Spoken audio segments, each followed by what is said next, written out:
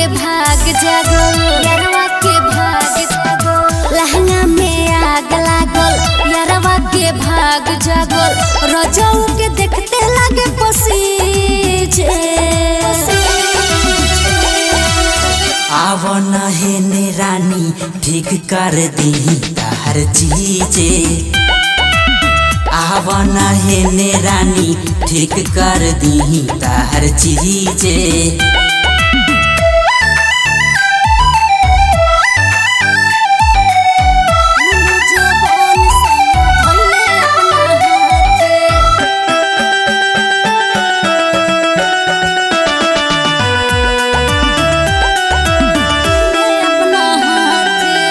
लहंगा लखनऊआ रोहे नयका ब्रांड के। बुझलो न सुझलो न से दिहल हो जान के।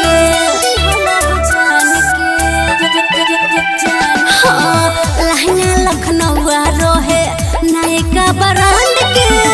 बुझलो न सुझलो न से दिहल हो जान के।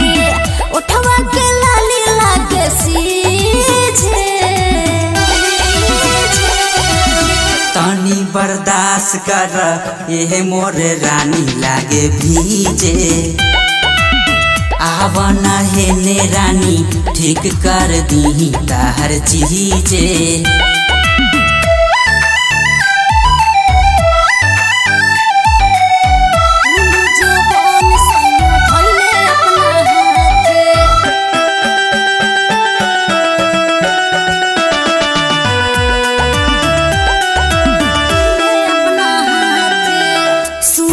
सखी पहले रात दुनु जोबन सैया धइले अपना हाथ।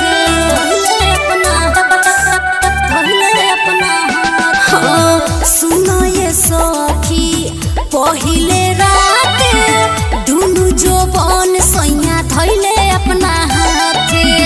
सभे लइका रहनी